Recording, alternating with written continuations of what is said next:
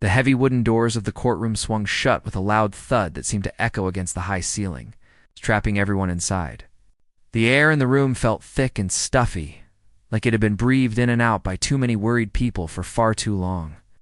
At the front of the room, sitting behind a large, polished desk, was the judge. He looked tired. His black robes hung heavily on his shoulders, and he adjusted his glasses as he looked down at the papers in front of him. In the middle of the room stood a man named David.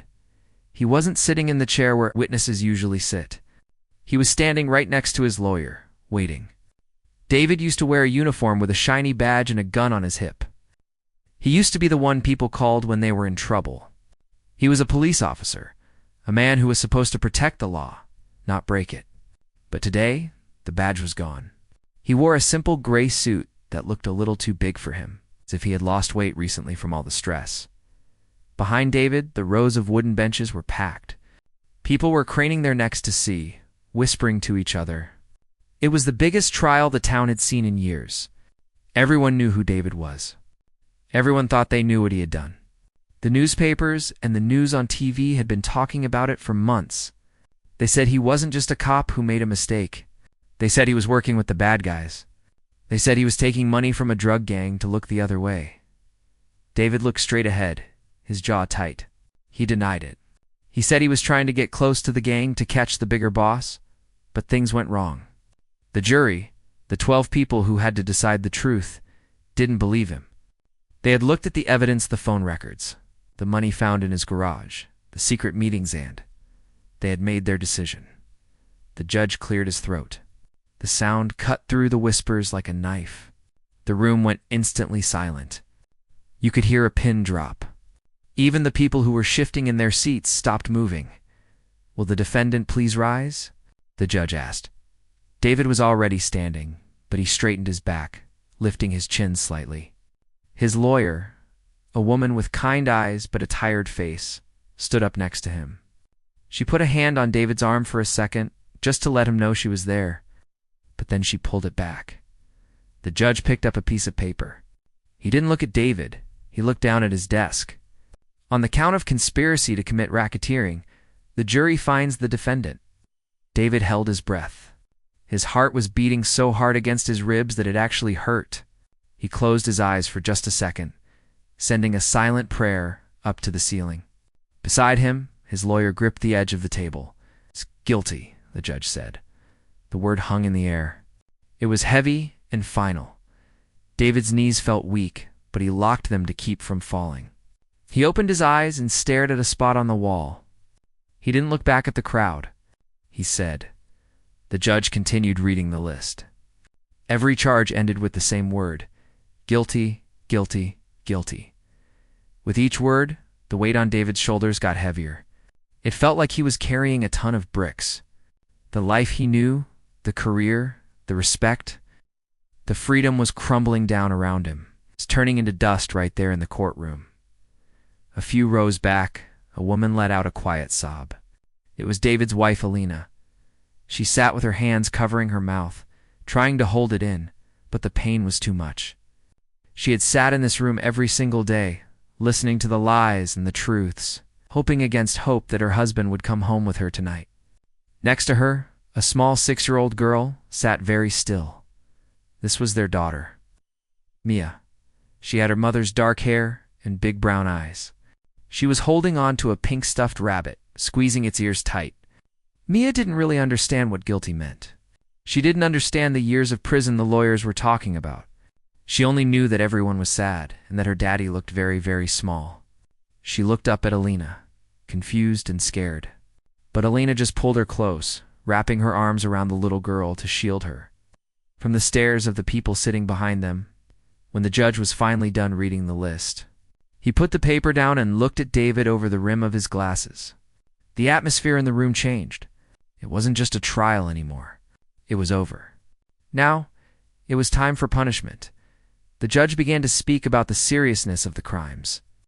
He talked about how a police officer who breaks the law breaks the trust of the whole city. He talked about how the law must be fair to everyone, even the people who enforce it. His voice was calm but stern. He said that because David was in a position of power, His betrayal was worse than anyone else's. David listened, but the words were starting to blur together. He felt a buzzing in his ears. He looked down at his hands. They were the hands that used to handcuff criminals. Now, he imagined cold steel snapping onto his own wrists. "Mr. David," the judge said, his voice firm. "I have no choice but to sentence you to a significant term in state prison."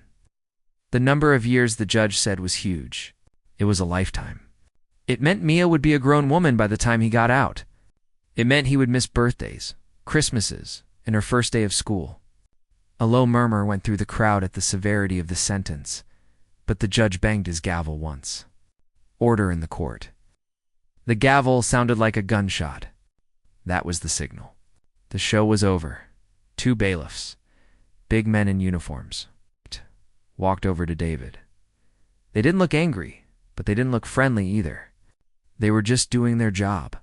One of them reached for his belt where the handcuffs hung. "Turn around, please," the bailiff said quietly. It wasn't a request. Time seemed to slow down. This was the moment David had been dreading. As he turned around, the cold metal of the handcuffs clicked shut around his wrists. It was a sound that chilled him to the bone. The reality hit him like a punch in the stomach. He wasn't Officer David anymore. He wasn't a father or a husband. He was just a prisoner. He was property of the state now. The bailiff took him by the arm to guide him toward the side door that led to the holding cells.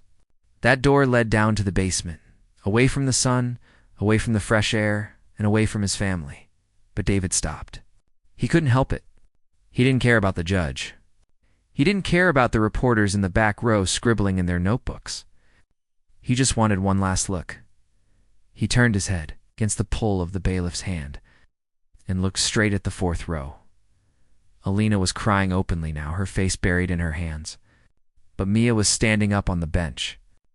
She had let go of the pink rabbit for a second, and she was reaching out toward him with her tiny hand. She saw the handcuffs. She saw the tall men pulling him away. Her face crumpled into a look of pure panic. "Daddy?" she screamed. The sound of her voice cut through the heavy air. It wasn't a scream of fear of a monster. It was a scream of loss. It was the most heartbreaking sound in the world. The bailiff tugged on his arm again. "Come on, sir. We have to go." David planted his feet. He looked at the bailiff, a look of desperation in his eyes that the bailiff hadn't seen from a grown man in a long time. "Just a second," David said, his voice rough and cracking. "Please, just 1 second." The courtroom went silent again. The reporters stopped writing. The judge stopped gathering his papers. Everyone looked at the man in the gray suit, standing with his hands locked behind his back. Looking at his little girl, David knew he was about to disappear for a long, long time. He knew the rules. He knew he had lost. But looking at Mia, he realized that he couldn't just walk away without touching her. He couldn't let his last memory of her be her crying face reaching out for him through a crowd of strangers.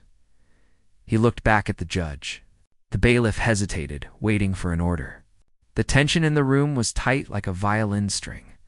What would a desperate father do? What would happen next would leave everyone in that room stunned.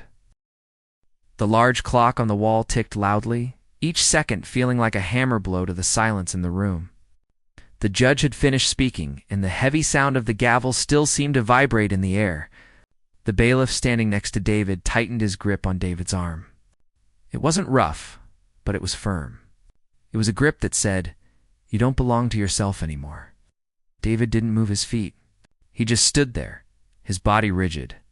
The metal of the handcuffs was cold against his skin, biting into his wrists slightly. But the physical pain was nothing compared to the tightening in his chest. He felt like he was underwater, drowning in the eyes of the people watching him. He heard the shuffling of papers as the court clerks prepared to leave. He saw the prosecutor packing his briefcase, looking satisfied with a hard day's work. But none of that mattered. The only thing that existed in David's world right then was the little girl. Standing on the wooden bench in the 4th row, Mia was still reaching out. Her small hand was grasping at the empty air, her fingers opening and closing like she was trying to catch a butterfly. Her face was red and wet with tears. She wasn't making a loud noise anymore. It was a quiet, hiccuping sob that shook her whole little body. She didn't understand why her daddy couldn't come to her. She didn't understand why the tall men were taking him away. David's wife. Alina was trying to pull Mia back down to her seat, whispering, "It's okay, baby. SSHH. It's okay." But her voice was shaking so much it didn't sound okay at all. It sounded like the world was ending. David couldn't take it. If he walked out that side door now, without touching her, without smelling her hair, without feeling her small arms around his neck, he felt like his soul would break. He knew he was going to prison for a very long time. He knew there would be no visits for a while, no phone calls, just concrete walls and steel bars. This was it. This was the last chance. He ignored the pressure on his arm from the bailiff. Instead of walking toward the exit, David turned his whole body toward the gallery. A low murmur went through the crowd. People were whispering, leaning in to hear. The prosecutor looked up, looking annoyed. The judge, who was about to stand up, paused and sat back down, watching David closely. "Sir," the bailiff said, a warning in his voice. "Don't make this hard." David looked at the bailiff. His eyes were red-rimmed and filled with a raw, desperate pleading. It was a look that stripped away his pride. He wasn't a cop anymore. He wasn't a tough guy. He was just a terrified father. "Please," David said. His voice cracked, coming out as a whisper at first. He cleared his throat and tried again, louder this time. "Please, just let me say goodbye. I can't. I can't go like this." He took a small step toward the railing that separated the front of the court from where the people sat. It was a wooden barrier, waist high, usually there for safety. Right now, it felt like the highest wall in the world. "Judge," David said, turning his eyes to the bench. He didn't shout. He spoke with a heartbreaking honesty. "I know I have to go. I know what I did. I'm not asking for freedom. I'm just asking for 1 minute. Let me hug my daughter, please. Don't take me away without letting me hug her." The room went completely still. You could hear the air conditioning humming in the ceiling. You could hear someone sniffle in the back row. The prosecutor stood up, smoothing his jacket. "Your Honor," the prosecutor said, his voice sharp and professional, "the defendant has been sentenced. He is in custody. This is highly irregular.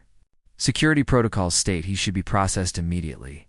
There is no need for a scene." David kept his eyes on the judge. He didn't look at the prosecutor. He didn't care about protocols. He saw the judge looking at him. The judge was an older man, with gray hair and a face that had seen thousands of criminals. The judge had seen tough guys cry, and he had seen liars lie. But as the judge looked at David, he saw something different. He saw a man who had lost everything, begging for the one thing he still loved. The judge didn't say anything right away. He looked over at the little girl crying in the 4th row. He saw the pink stuffed rabbit lying on the bench where Mia had dropped it. He saw the pain on Elena's face. Then he looked back at David, whose hands were cuffed behind his back.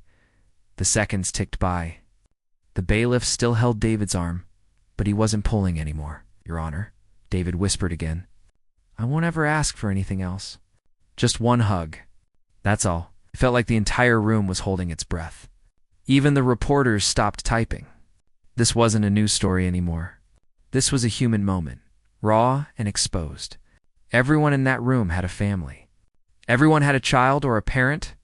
In that moment, nobody saw a convicted felon. They just saw a dad who might never see his little girl again.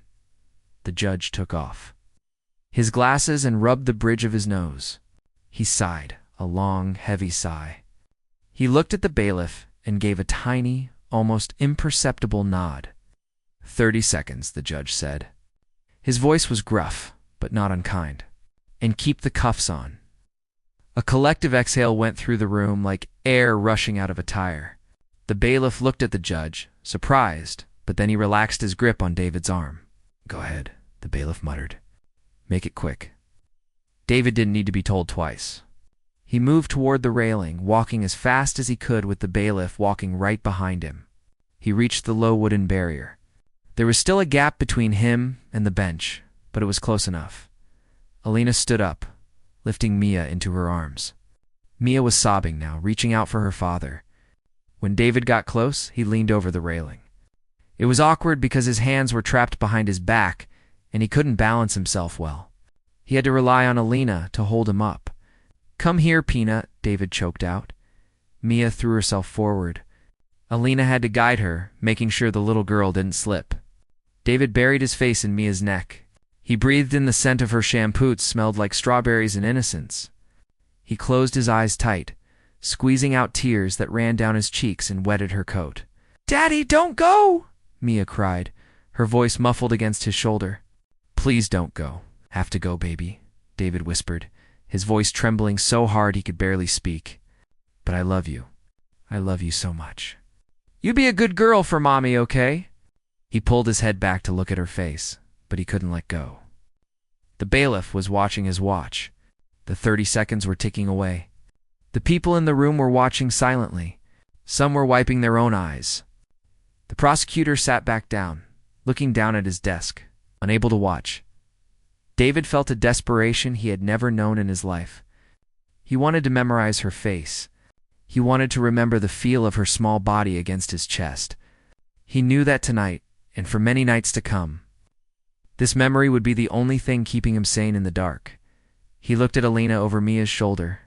Alina was crying too, but she looked at him with love, not hate. She mouthed the words, "We are waiting for you." David nodded. He couldn't speak anymore. His throat was closed up with a giant lump of sorrow. "One last squeeze," Mia, David said. The little girl squeezed him so hard it hurt his ribs. It was the best pain he had ever felt. In that squeeze, he felt her forgiveness and her love. She didn't know about the trial or the drugs or the bad choices. She just knew he was her daddy. The bailiff stepped forward. "Time's up," he said gently. "We have to go." David closed his eyes and pressed his lips to Mia's forehead one last time. It was a long kiss. A goodbye kiss. "I love you," he whispered against her skin. Then, slowly, painfully, he pulled away. As he leaned back from the railing, his arms still trapped uselessly behind him, he looked at his daughter one last time. Mia's face crumpled as the distance between them grew again. "Bye, Daddy," she whimpered. David straightened up, fighting the urge to collapse. He looked at the judge for a brief second and nodded. A silent thank you. Then he turned toward the side door. The walk back to the exit felt longer than the walk to the railing. This time, his feet felt like lead. As he reached the door, he thought he was done. He thought the hardest part was over. He was wrong. Just as he was about to step through the doorway, a small voice rang out, cutting through the heavy silence of the room. "Addie." Wait, David froze. He turned his head, looking back over his shoulder. What happened next wasn't something he expected. It wasn't something the judge expected. It would leave the entire room stunned in a way that the hug hadn't. David froze in the doorway. The heavy steel door was already half open, revealing the dark, sterile hallway of the detention center beyond. The air coming from that hallway smelled of bleach and old metal, a stark contrast to the dusty warmth of the courtroom. He was just one step away from being swallowed by the system, but the little voice made him stop. He turned his head, looking back over his shoulder. Mia had somehow wiggled out of her mother's arms. She was standing on the wooden bench again, her eyes wide and red. She wasn't crying anymore. She looked determined. "Daddy, wait," she called out again. Her voice loud and clear in the silent room. The bailiff who was holding David's arm stopped, too. He looked from the girl to the judge, unsure what to do. Technically, the 30 seconds were up. The judge had said 30 seconds, and the time had passed. The prosecutor stood up again, looking annoyed. "Your Honor," the prosecutor said, his voice sharp. "This is enough. The defendant has had his goodbye. He needs to be processed now. This is turning into a spectacle." The judge looked down at Mia. He saw the way her small fists were clenched at her sides. He saw the desperation in her eyes that mirrored her father's. He sighed a deep, heavy sound that seemed to come from his toes. He looked at the bailiff and gave a small wave of his hand. "Let her come to the railing," the judge said. Just for a moment. It was a shuffle in the audience as people moved aside to let Mia pass. She walked down the row of seats, her small legs moving as fast as she could. She wasn't looking at the scary lawyers or the judge.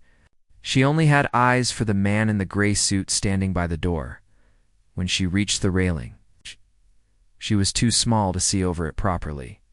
Alina came up behind her and lifted her up, resting her on the lower wooden bar. Mia was now eye level with her father. There was still a gap between them, but it was close enough to whisper. David couldn't move his hands to wipe the tears from his face, so he just let them fall. He looked at his daughter, trying to memorize every detail of her face. "What is it, Peanut?"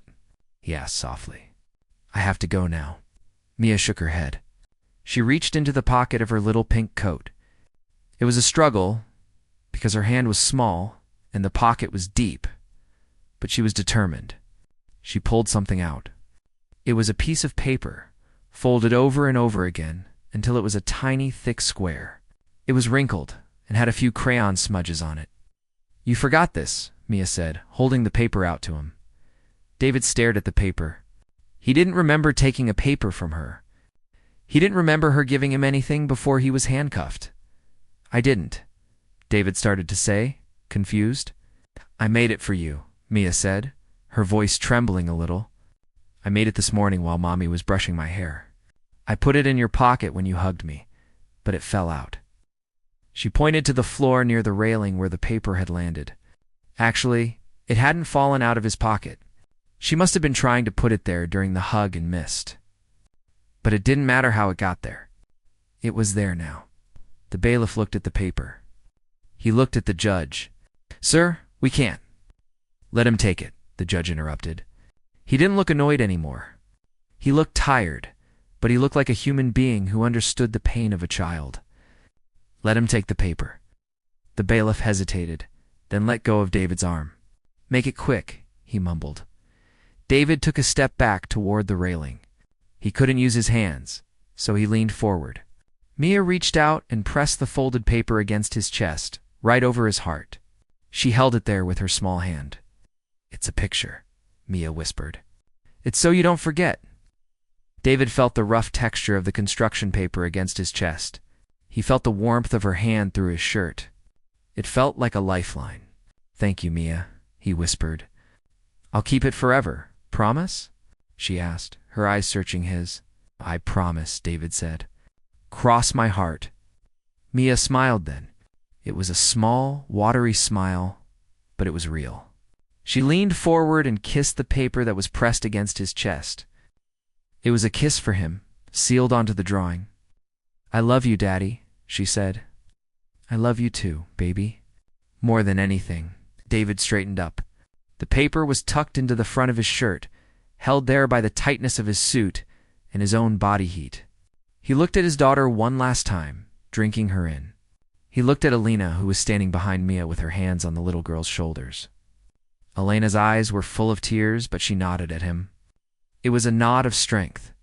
It told him to keep going, to survive this, to come back to them. "Okay," David said to the bailiff. "I'm ready." The bailiff took his arm again. This time, the grip felt different.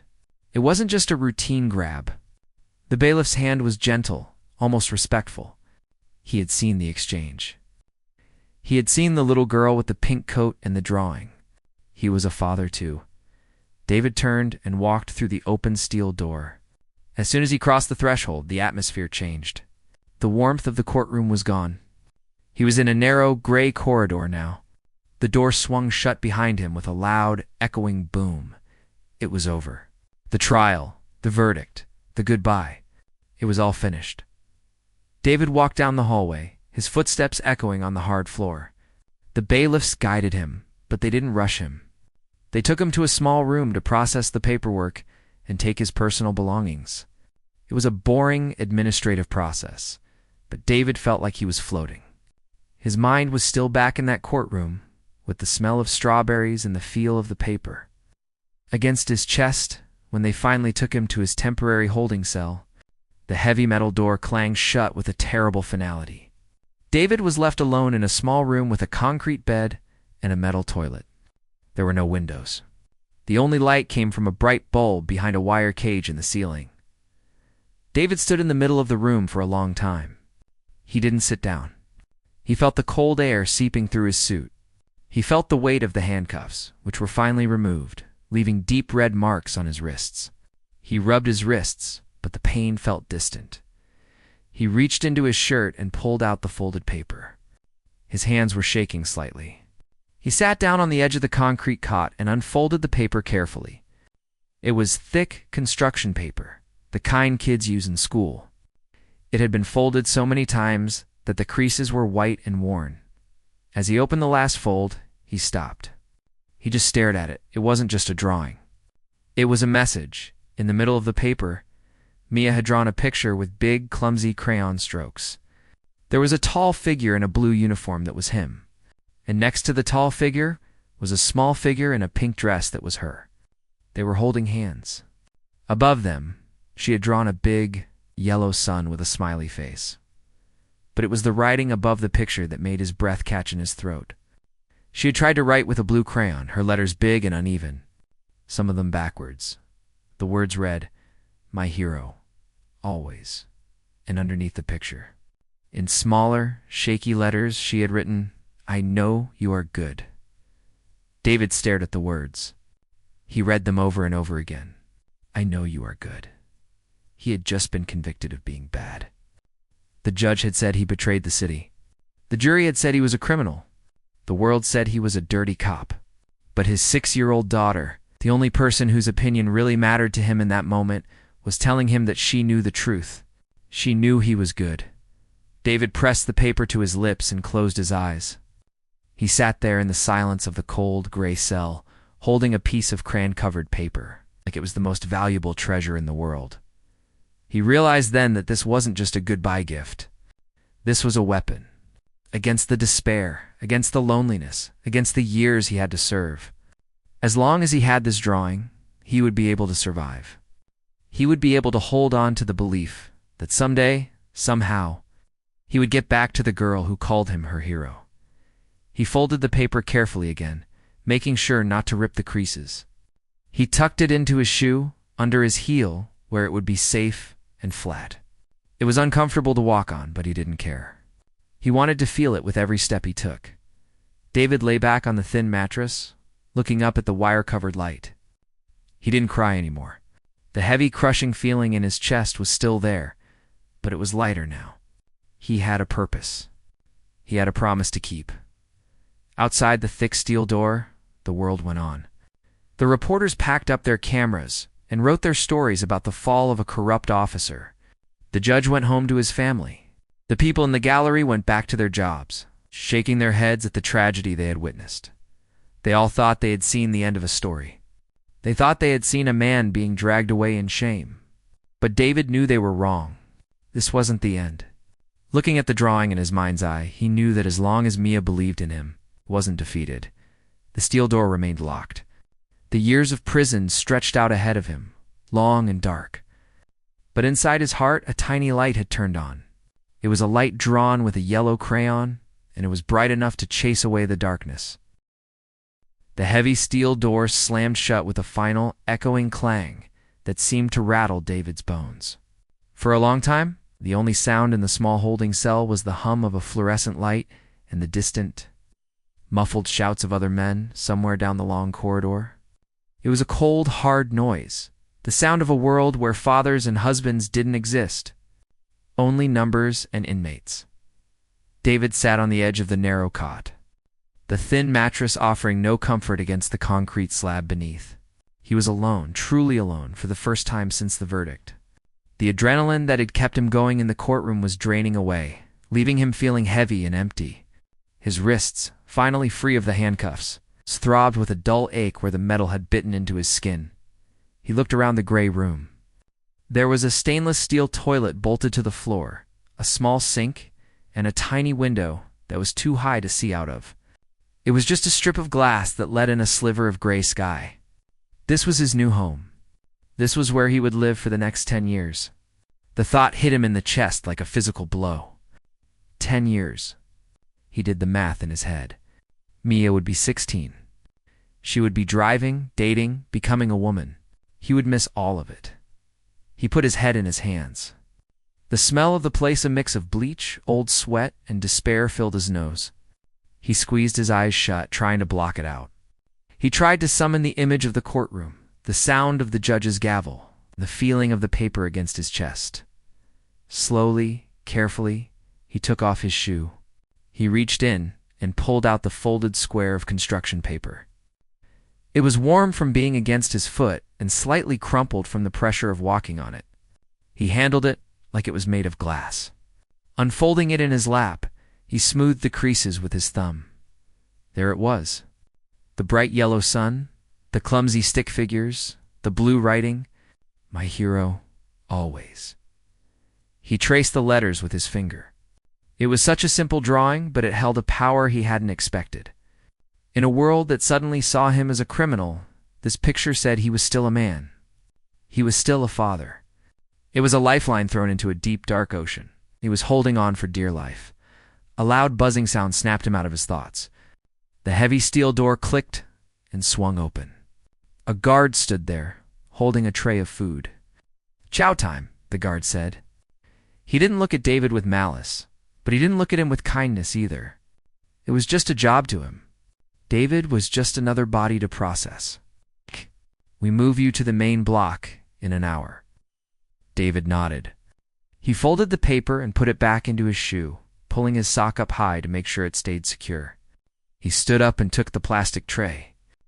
It was a gray, lumpy mash of potatoes, a few dry green beans, and a slice of bread that looked like a sponge.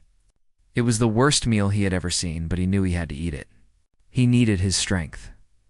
As he sat back down on the cot with the tray, the guard lingered in the doorway for a moment. He looked at David, who was staring at the food, pushing it around with the plastic spork. "Tough day, huh?"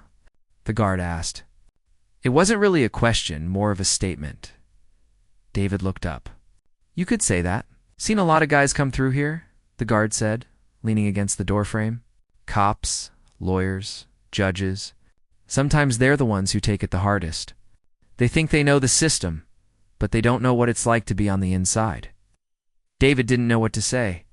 He felt a flash of anger, a desire to tell the guard he wasn't like the others, that he was innocent, but he swallowed it. It didn't matter anymore. The badge was gone. "I have a daughter," David said quietly. "She's 6. She was in court today." The guard nodded slowly. "That's rough. My girl is 12. I hate being away from her even for a shift. I can't imagine doing 10 years. I don't know if I can do it," David admitted, his voice cracking. He hadn't meant to say it out loud, but the words just spilled out. "I don't know how to be here without losing my mind." The guard looked at David for a long minute. Then, his eyes dropped to David's hand, which was resting on his shoe. The guard had seen him slip the paper in earlier. "Should give you that?" the guard asked, pointing to the shoe. David was surprised. "Yeah, a drawing. She gave it to me right before I left." The guard's face softened. He didn't smile, but the hard edge in his eyes disappeared. "Hold on to that," he said. "My son drew me a picture when I was deployed overseas. I kept it in my helmet. Trust me, when things get bad in here, and they will, you look at that picture. It reminds you of who you really are. It reminds you that there's a world outside these walls." David looked down at his shoe. "I think I'm starting to understand that." "Finish your food," the guard said, pushing himself off the doorframe. "Get some rest if you can. Tomorrow is a whole different beast." The door closed again, and David was left with his thoughts and the cold food. He forced himself to eat, chewing slowly, trying to get some fuel into his body. He drank the small carton of milk, the only familiar comfort in the meal. When the tray was empty, he lay back on the cot. He stared up at the ceiling. The concrete walls felt like they were closing in on him. He felt a wave of panic rising in his throat. The silence was loud. He missed the sound of the TV at home. He missed the smell of dinner cooking. He missed the sound of Mia's laughter. He squeezed his eyes shut tight. Panic was going to eat him alive if he let it. He needed to escape. Not out of the cell, he knew that was impossible, but out of the fear. He took a deep breath and focused his mind. He didn't think about the cell. He thought about the hallway in the courthouse. He remembered the feeling of Mia's arms around his neck. He remembered the smell of her hair like strawberries. He pictured the sun in the drawing, big and yellow and smiling, chasing away the gray clouds. He lay there for what felt like hours, replaying that 30-second goodbye over and over in his head. He analyzed every detail, the way her hand felt on his cheek, the look in Elena's eyes, the sound of the judge's voice granting him one last moment of mercy. Eventually, the lights in the cell block buzzed and dimmed. It wasn't pitch black, but it was dark enough to sleep. David curled up on his side, facing the wall. He pulled his knees up to his chest. It was a defensive position, like he was protecting himself from the cold. Hard reality of the floor. He knew tomorrow would be hard. He knew there would be rules to follow, inmates to navigate, and loneliness to endure. He knew the years ahead would be a mountain he had to climb, inch by inch. But as he drifted off to sleep, he didn't feel the weight of the badge he used to wear, and he didn't feel the shame of the verdict. He felt the ghost of a kiss on a piece of paper. He felt the warmth of a hug that lasted forever. David slept, and for a few hours he wasn't a prisoner in a gray cell. He was a superhero in a blue uniform, holding hands with a little girl in a pink dress. Walking under a bright yellow sun, the silence of the prison wasn't empty anymore. It was filled with a quiet determination. David wasn't just waiting out his time anymore. He was surviving. And the drawing tucked safely inside his shoe was the first step of the long journey home. The years moved slowly, like a thick river of mud that refused to flow. In the real world, days turned into weeks, and weeks turned into months in the blink of an eye. But inside those tall concrete walls, time stretched out. A day felt like a week. A month felt like a year. David learned to measure his life not by the calendar on the wall, but by the small, inch-by-inch progress he made in his own mind. Life in the prison was hard and repetitive. The routine was the same every single morning. The loud buzz of the metal doors unlocking, the shouting of the guards, the clanging of trays. David kept his head down. He followed the rules, stayed away from the troublemakers and the gangs. He spent his days working in the laundry room, folding endless piles of gray uniforms and white sheets. It was boring, mind-numbing work, but he welcomed it.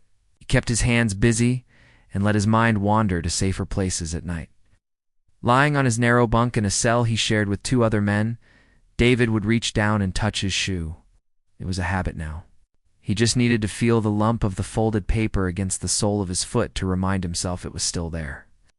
The paper had grown soft and thin from the pressure of walking on it every day for years. The ink had probably faded, but David didn't need to look at it anymore. He had every line, every crayon stroke, every backward letter burned into his memory. The visiting room was a different kind of torture. It was a large, noisy room filled with round tables and bolted-down chairs. Once a month, Elena and Mia would come. At first, Mia was small and shy, hiding behind her mother's leg or clutching that old pink rabbit. But children grow up fast, even when their fathers are locked away. As the years went by, Mia got taller. Her face lost its baby fat. Her hair got longer. David watched her grow through a pane of thick glass and over telephones that always smelled of other people's breath. He missed so much. He missed the tooth falling out. He missed the first time she rode a bike without training wheels. He missed the school plays. It broke his heart every time he saw her, but it also gave him the fuel to keep going. He saw the love in her eyes, even when she was angry or confused about why he wasn't home. She never stopped believing in him. 10 years. That was the sentence. And 10 years slowly passed. The morning of his release was cloudy and gray, just like the day he walked in. David stood by the bunk he had slept in for a decade. It was stripped bare. The mattress was gone. He wore the same gray sweatpants and shirt he had worn when he arrived, though they were cleaner now and he was much thinner, his face lined with age and worry. The guard called his name. "David, let's go. It's your turn." David picked up a small plastic bag with his few belongings: a toothbrush, a paperback book, and the paper ID card they had given him. He walked out of the cell block for the last time, his footsteps echoing on the cold floor. He didn't look back. There was nothing back there for him. He went through the processing room, signing papers, turning in his ID badge. Then they led him to a small room where he could change back into his own clothes. His old suit was there, pressed and hanging on a hook. It looked a little outdated now, and the style had changed, but it was his. He put it on slowly, It felt loose on his frame. I had lost a lot of muscle mass in prison. But when he buttoned the shirt, he felt like a man again, not just a number. Finally, he walked through the heavy steel doors that led to the outside world. He pushed them open and stepped out. The air hit him like a physical force. It was fresh, smelled of rain and wet concrete, and it was cold. It was the most beautiful thing he had ever felt. He took a deep breath, filling his lungs, tasting freedom for the first time in 10 years. There were no walls. There was no ceiling. Above him, the sky was huge and open. Filled with moving clouds, he walked down the long sidewalk toward the visitor parking lot. He saw a few other people leaving, hugging their families, getting into cars. He scanned the lot, his heart hammering against his ribs. He was looking for a familiar face, Alina, Mia, and then he saw them. They were standing next to a blue car. Alina looked older, with streaks of gray in her hair, but she was still beautiful to him. But it was the young woman standing next to her that made David stop in his tracks. Mia wasn't a little girl anymore. She was 16. She was tall and slender, wearing a denim jacket and jeans. She didn't have the pink rabbit. She held a cell phone in her hand, but she wasn't looking at it. She was looking at the prison gate, waiting. David started walking faster. Then he started to run. He didn't care if he looked foolish. He ran toward them, his baggy suit flapping in the wind. Alina saw him first and let out a cry. She ran to him, and they collided in a hug that was desperate and tight. She buried her face in his neck, sobbing. David held her, squeezing her eyes shut, feeling the warmth of a real person, not a guard, not an inmate. Then he pulled back and looked at Mia. She was standing right there. She was almost as tall as him now. She had his eyes. "Hey, Pina," David whispered. His voice was trembling. Mia didn't say a word. She just stepped forward and wrapped her arms around his waist. She held on tight, resting her head on his chest. It wasn't the same as holding a 6-year-old, but the feeling was exactly the same. It was love. It was forgiveness. It was a connection that prison bars and years of silence couldn't break. They stood there in the parking lot for a long time, the three of them holding on to each other while the world bustled around them. The other cars drove by. The birds sang in the trees nearby. It was loud and chaotic, but for David, it was peaceful. Finally, they pulled away. Mia wiped her eyes and smiled at him. It was a shy smile, but it reached her eyes. "Come on, Dad," she said. "Let's go home." The word home sounded like music to his ears. David got into the passenger seat. The car smelled like vanilla air freshener, a sharp contrast to the smells of the prison. As Alina started the engine and pulled out of the parking lot, David looked back at the giant prison complex one last time. It was a fortress of gray stone and razor wire. It had taken 10 years of his life. But as the car turned onto the highway and the prison disappeared from view, David didn't feel empty. He felt full. He leaned back in the seat, closing his eyes for a moment. He reached down and tapped his shoe. The paper was still there, folded into the sole of his shoe, a relic from a lifetime ago.